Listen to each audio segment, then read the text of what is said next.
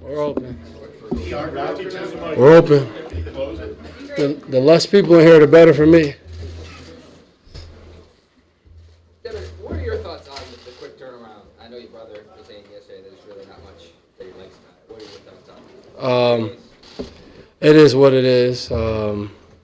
You come out here, you play well, you get the weekend off, so that's an advantage. But it's definitely a tough turnaround, especially on the road, and you got to come back home, kind of get situated. Before you know it, we're first, second down, third down today. We're red area. Next thing you know, you're playing the game. So, I think it helps that we've had to do it for a while now, so you have some experience with it. I think the coaching staff obviously does a great job of, getting us ready and preparing us along with Mo and the strength and conditioning. But it's tough. I think it's tough for everybody, but it's equal on both sides. I know you don't worry about the injury reports or anything like that. You're prepared for everybody. So how explosive from Barkley to Shepard to the Ingram are they for this team? Very explosive. I mean, they got a lot of guys that can go 70, 80 yards in any second. Like you watch the Tampa Bay play with Ingram catches the ball and he runs away from everybody else. And I think you obviously have seen Saquon Barkley over the last 2 years, just what he's been able to do. So very explosive group. And then I think now you even throw Jones in there, which he hurt Tampa with 2 touchdowns running the football. So they have a lot of guys you have to be aware of that can make plays and make big plays. So I think that's something that we know we have to do a good job of. We can't let those guys get those plays and get it all on one chunk. You mentioned Daniel Jones running. What do you see of him as a passer and how he's sort of controlling the offense? He does a great job, and I think one of the things you watched last week, he did a great job of just staying in the pocket. Like he took a few hits, but he hit the double move to Slayton, just staying in the pocket, doing a good job of making sure he gets the ball where it's needed. So you could tell right away though he's a tough kid and smart. So I think really throughout the preseason now these last 3 games, I think you can see how he's developing, how he's coming along. And I think you put the aspect of him being able to keep the ball and run makes it tough on defenses. I thought you saw at the end of the game, Tampa last play, you try to make sure you cover all those explosive guys, and he reads it. And, as soon as it opens up, he knows mentally, like, there's enough room for me to just run for the touchdown instead of, holding the ball for an extra second. So I think you just can see his awareness in the pocket and understanding the game of football. Tom Brady was talking earlier today about how he watches all the quarterbacks, even the young guys like Daniel Jones and Haskins last week was after the game came up to him and he said, I like to know my competition. And then 42, these other guys are almost half his age, right?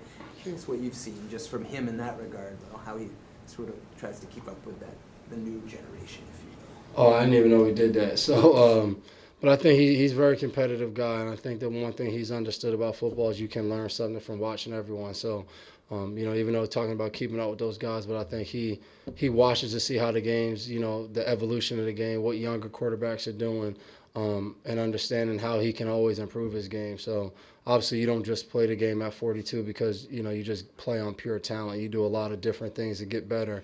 And I'm always blown away by how much film he studies and how much he knows about the game of football. I've learned a lot from him, and I think as a team we learn a lot from just watching him and the opportunities we get to talk to him. I know you said you're not really overly concerned about the defensive numbers through the years, but the numbers are a bit of a reflection of confidence. The league leading interceptions, sacks, number 1 ranked defense in the NFL. You start to feel yourself, kind of playing into that rhythm of confidence?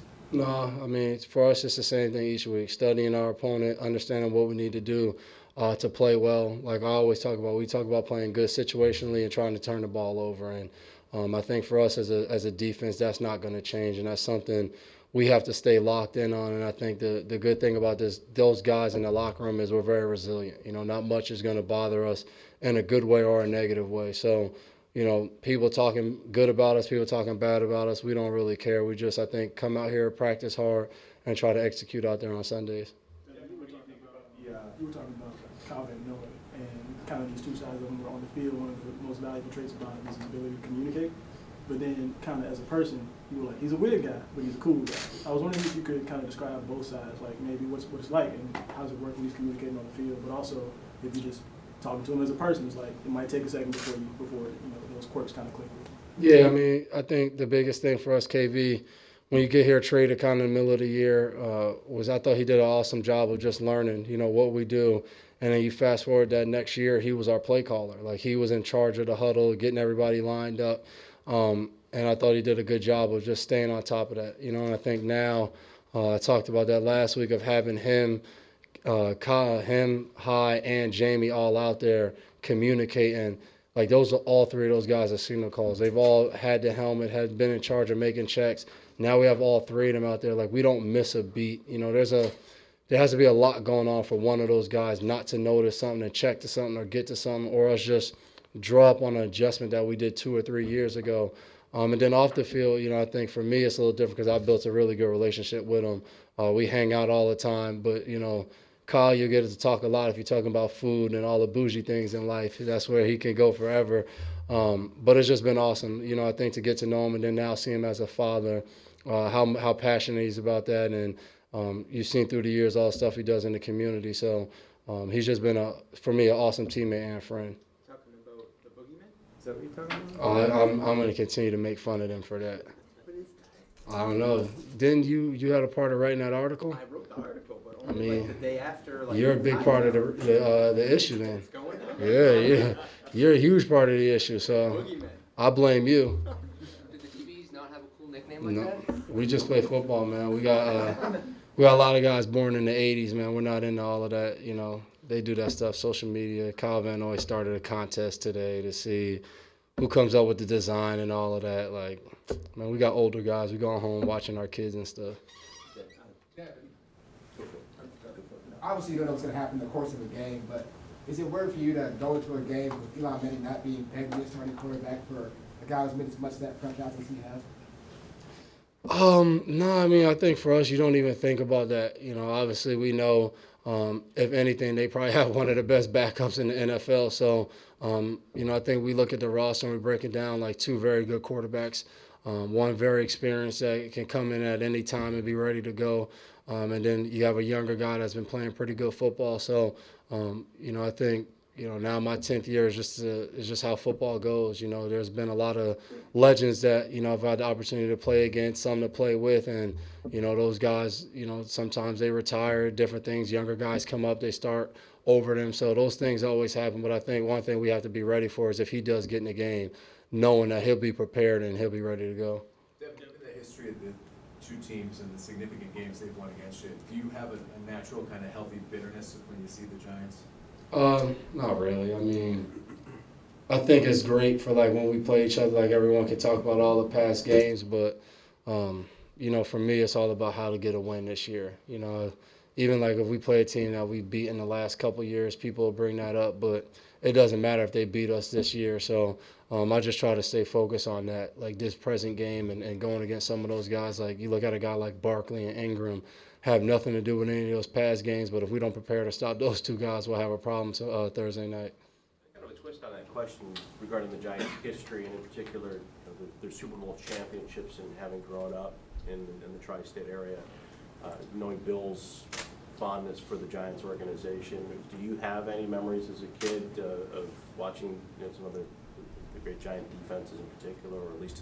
Dang, Bob, I'm not that old. Man, I was only like 2 or 3. Well, at least being aware of those teams, and I'm sure that. Yeah, no, I mean, I had an older brother who went and was stationed in the Army. He was in Texas, and he came back and made us full converted Cowboys fans. So just being in that area and being a Cowboys fan and having Emmitt Smith's jersey and an Aikman jersey, just seeing that rivalry and all of that, as a kid. And then as I got older, understanding, how much of an impact Bill had on how good those defenses were, back in the late 80s and 90s. It's just cool to see that part. And I think just from my experience, you kind of understand how good of an organization they are. A lot of times when we used to play them, like they're very similar to us, well coached. They're going to play hard every down. Understand you got to beat them on offense, defense, and special teams. So I think just understanding when these 2 teams play, that's why it's always good games, because it's 2 teams that are very alike in how they prepare and how they're built. Devin, Bill has a fondness for the Giants, like Bob was saying. In your time here, over 10 years, like, has he talked to you guys about that? And if so, like their organization, like what do you remember him talking about, whether it was his time there or this specialness? No, I just remember seeing some of the clips, as far as when we installed things defensively, and we're watching, like we've seen clips from teams back in the early 2000s. Sometimes we'll see a clip from some of those Giants teams. You talk about rushing the edge and seeing LT or playing physical in the secondary, jamming receivers, and seeing some of the things they were able to do. Obviously, rules change and all of that, but just understanding how they played the game and how they play some of the defenses we still play today.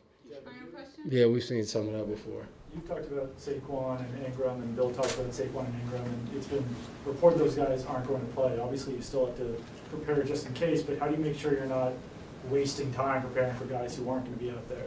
I think we're here all day, so we prepare for all the guys that'll be out there. So, and I think that's a part of our job is understanding if this guy's out there, this is what we want to do. If this guy's not out there, this is what we want to do. And that's kind of a weekend. Every week we're doing that, depending on how much a guy plays, how much he doesn't play in their system, and then even now with injuries as you get later into the season, you always have to be prepared for if a guy's up or down, and that's something we talk about constantly. Thanks, Devin. Appreciate it. Oh, James, why?